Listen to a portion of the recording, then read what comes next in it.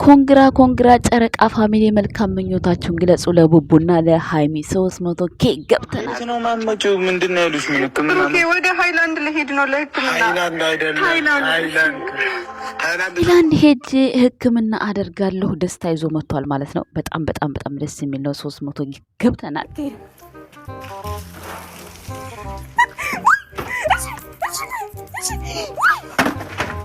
ጉዝ ሆና እሷስ እንደው የባሏን ጸባይ ያወቀች ፕራንክ ባታረገው እሱስ እንደው ወንድ ልጅ ነው ምን ችግር አለው አሁን እንደዚህ ባያደርጋት አዳም ወይኔነት ዛሬ ግን አንድ ነገር ነው እንለያያለን እና እንግዲህ ቤት ውስጥ እንድንገባ ነው እና ብሩክ ይሄንን ፍቅር ተመኘውላችሁ ይመታችሁ ልክ እንደ ሰብስክራይበራችሁ ህይወታችሁ ሙልት እንዴል መልካም ምኞቴ ነው ቶሎ ላግባሻ ታዲያ አንተ ተገባኝ ባክ እማ አካቺን ያንተ አንድ ቀን አይቀርም ጎል ይገባል አንድ ቀን አይቀርም ከአላማ ጋር ሲሆን ጎል ጥሩ ነው እና ጊዜ ሰዓት እናት ወንድ ልጅ ነኝ ብዙ ነገር መሟላት አለብኝ ታውቂያለሽ እና ታዲያ አብረን እናሟላለን እንጋባ እሺ አንቺ ካልሽ ሁሉ ነገር ይሆናል እሺ ይቅርታ እንግዲህ ብሩኬ ብቻ አይደለም እንግዲህ ቀስ ብለን ነው ሁሉን ነገር አሟልተን ነው የሚለው እንግዲህ ብሩክ ብቻ አይደለም እንድሰሙ በሚለው ነው ይዤ የመጣሁት ዛሬ የነዚህ ጥንዶች ንግግር ዛሬ ዋንኛ የመጣሁበት ሃይሜ እንኳን ደስ አለሽ እንዲሁም ደግሞ ብሩኬም እንኳን ደስ አለ ብዙ ጊዜ 300 ኬ ሃይሜን አስገቡልኝ ስትል ነበር ዛሬ ቀንህ ነው ተሳክቷል ሃይማኖት ታደሰ የታይላንዱ ህክምና ትዕዛዝ በጣም ተሳክቷል የኔ አልቃሻ እንኳን ደስ አለሽ የለፋሽበት የተሰደብሽበት የተገጠጥሽበት 300 ኪ ስለገባሽ በጣም ደስታዬን ከወዲሁ አበስራለሁ ማለት ነው ለጨረቃ ለመላ ፋሚሊ እንኳን ደስ አላችሁ እላችኋለሁ ማለት ነው ሁላችሁም ተሰድባችሁበታል ተገጣችሁበታል ለዚህ ቻናል ለማሳደግ ከፍ ዝቅ ብላችኋል የልፋት ዋጋችሁን ዛሬ እንደዚህ ሆና ስላያችሁ በጣም ደስ ብሎኛል አመሰግናለሁ ስለ ሁሉም ነገር እግዚአብሔር ይመስገን ብሩክም አንድ ነው የቀረው ሙሉለት 49 ገብቷል ሁለቱም ፏፍሽ ብለው ተደስተው እናያቸው የኛ ውድ ቤተሰቦች አይከፈልበትም ትንሽ ናቸው የቀራችሁት ማለት ነው ይሄን ደስታ ለማምጣት እንግዲህ ብዙ ጥረት አድርጋችኋል በጣም እንኳን ደስ አላችሁ ላለው ሃይሚና ብሩኬ ከምንም በላይ ማለት ነው የኛ ውድ ቤተሰቦችም ፋሚሊዎችም ለፍታችኋል እንኳን ደስ አላችሁ ላለው ማለት ነው በተረፈ ደህና ናችሁ እንዴት ናችሁ እኔ ያለው ደህና ነኝ እግዚአብሔር ይመስገን በእኔ በኩል ሁሉ ሰላም ነው ፈጣሪ የተመሰገነ ይሁን ዛሬ መጣሁት አንድ ሃይሚ 300 ኬ ላመሰግን ሁለተኛ ነገር ትላንትና በቃ ህልሟ ተሳካ ታይላንድ ሄጄ መጣ ከፈልጋለሁ ያለችው ነገር በቃ ታከመች 300 ሺህ ነበር ህመም የሆነባት ማለት ነው ቤተሰቦችዬ 300 ስንል ደግሞ 350 ከዛ ደግሞ 400 እያለ ይናፍቀናል እንግዲህ እኛም ስራችንን እየሰራን እነሱም ስራቸውን እየሰሩ ተጋቡ ተፋለጡ ተዋለዱ እያልን እኛም እንደቀጠል እንገኛለን እኛ ውድ ቤተሰቦች ምን ጊዜም ቢሆን የጨረቃዎች ፍቅር እስከ መቃብር እላለሁ ለመላው ለኦዲየንሱ ብቻ ለኦዲየንሱ ሁሉ ለብሩክና ለሃይሜ ብቻ ሳይሆን ለኦዲየንሱ ሁሉ የጨረቃ ፋሚሊ ፍቅር እስከ መቃብር በቃ አላ አይደለ በቃ እንዴት ልበላችሁ ብቻ ክፉንም ደጉንም አብረን ከጎናቸው የምናሳልፍ እኛ ምርጥ ጥዮች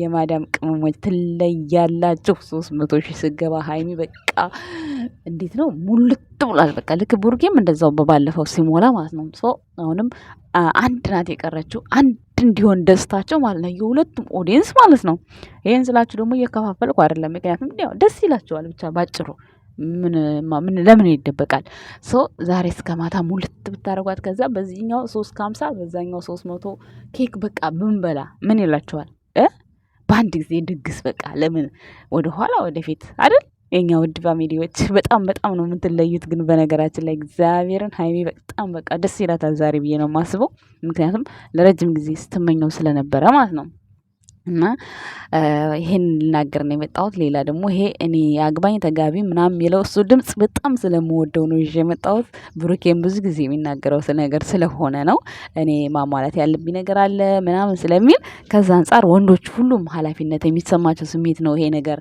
በሚለው ነው ይዤ የመጣሁት ቅር እንዳይላችሁ የኛ ውድ ቤተሰቦች አሁን ብሩኬን 400 አስገብተን ነው ከዛ በኋላ ከሃይሚ ጋር የሚጋባው ጋይስ ምን ትላላችሁ ሃይሚን 350 እንዲህ እኮ ነው ግን ታውቃላችሁ አይደለ? ህልም ተሳክቶ ማለት ነው። አንደኛውን ህልም ስታሳኩ ከዛ ደግሞ ሌላ ጋር እንሻገራለን። እንዲህ እያልን እኮ ነው እኛ አረብ ሀገር 2 ዓመት ሰርተን ቆይ እንገባለን ብለን ከዛ 2 ዓመት ከዛ ይችን ጨርሼ እገባለሁ ከዛ ደግሞ 2 ዓመት እያልን እዚህ ብስብስ እንላታለን ማለት ነው። እና ጀስት በቃ ይሄ ሰብስክራይበር ማለት እንደዛው ነው። ዛሬ 300 ሞላች ደግሞ ነገ 350 ነው። በቃ ያ ስኬት ነው። በቃ ይሄ ስራ ነው። እና ይሄን መመኘት የለባትም እንዴ ምናምን እንዳትሉ፣ ያው ተቃራኒ ነገር አታጡም የሀይሚ ደጋፊዎች ማለት ነው።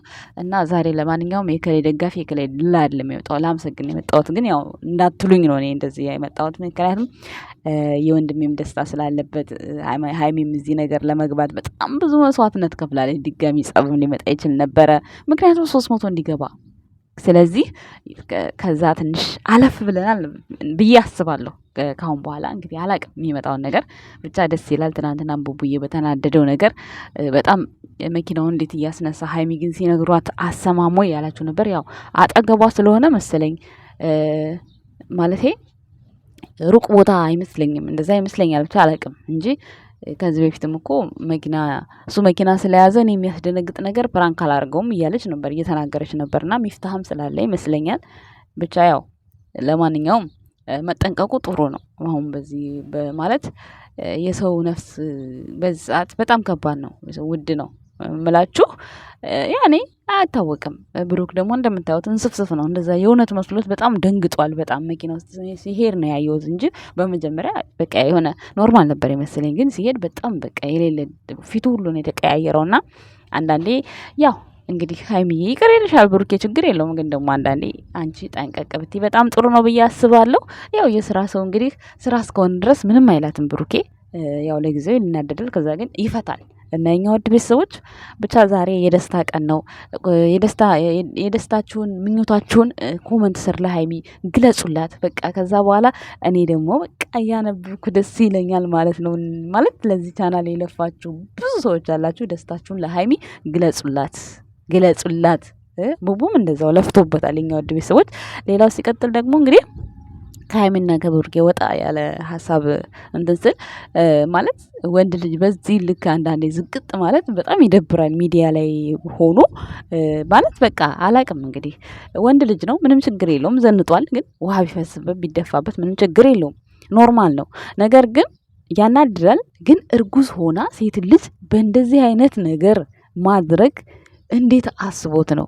ማለት አንዳንዴ ተመካክራቸውም ስትሰሩ እኮ ለህዝብ ስታዩት ጥሩ ነገር የሚያስተምር ነገር መሆን አለበት። አሁን ይችን ነፍሰ ጡር እሷ ውሃ ደፋችበት አይደል? ቢያንስ ወይ ተሳድቦ ወይ ዝም ብሎ መሄድ ሲችል ይህ ሁሉ ቀውርወራ ምን አስፈለገ? ለአንድ ነፍሰ ጡር ምን አይነት ከዚህ ቪዲዮ ምን ትማራላችሁ? እስኪ ላሳያችሁ። ለማንኛውም ዝም ብዬ ከምለፈልፍባችሁ እዩት። ይኸው እንደምታዩት ነው እንግዲህ ውሃ እየደፋችበት ነው። እንግዲህ ምን እንደሆነ አላቅም። ይሄ የንግግር ስራ ቢሆን በጣም ነው የሚያስጠላው። እንግዲህ እሷን አስቡት፣ እርጉዝ ናት፣ 6 ወር ይሆናታል ብዬ አስባለሁ። 6 ወር 5 ወር ጫማ ዳልጦት ብትወድቅስ? ቆይ እንደዚህ ልጅ ይዞ ነው ልጁ የውሸት ነው ማለት ነው።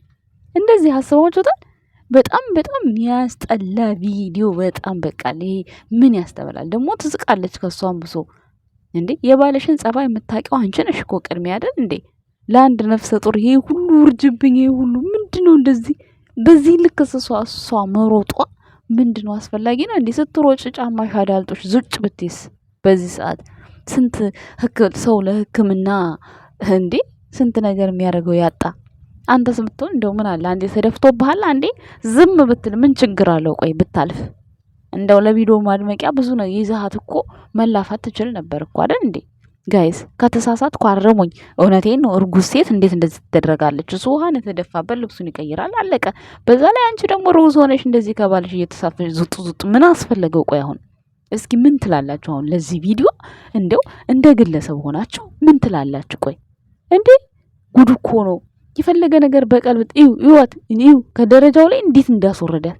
እሺ አሁን ልጅሽ አብሮ ቢወርድስ? ቆይ አብሮ ይሯሯጣል። ኧረ ምን አይነት ሰው ነው? እንዱ ድራማ ቢሆንም ጭራሽ ይሄ መሰራት የለበትም። ተርጉዝ ሴት ጋር እኩል ትጋፋለህ እንዴ? ጥላት ገባም እንዲ ወደ ቤት ቢያንስ ቤት ውስጥ የሆነ ነገር አድርገህ ማጸዳት ትችል ነበር እኮ አይደል እንዴ? አንቺ ካሁን በኋላ እናቴ ለልጅሽ ክብር ይኖርሽ። ጤነኛ መሆን አትፈልጊም እንዴ? እንዴት እንደተገረምኩኝ ነው የምነግራችሁ ቤተሰብ። እውነት ከሱ የሷ መገገም ከሷ የስ መገገም ምንም ይሄ ድራማም ሆነ ቪዲዮም ሆነ አያስተምርም። ይዟት ራሱ እንዴት ማለት በቃ በስመ አብ እኔ እርጉዝ ሴትን በዚህ ልክ በጣም ከባድ በጣም የሚገርም ቪዲዮ ነው። ለማንኛውም የኛ ውድ ቤተሰቦች የታዘብኩት ነገር ስለሆነ ነው ይዤ መጣሁት ወደ እናንተ። የኛ ውድ ቤተሰቦች ለእናንተ አስተያየት ጻፉላቸው። ይሄ ምንም አልደግፈውም። አመሰግናለሁ። ሰው ጋር ይፍኛል እንደሰዱ እኔ እንድትሄድ አልፈልግም። በቃ አብረን እንድንሆን ነበር የፈለኩት። ወላሂ ደግሞ እንድታየኝ ቁርአን እርጉዝ ነሽ ብዬ ነበር ይተውሽ ወላሂ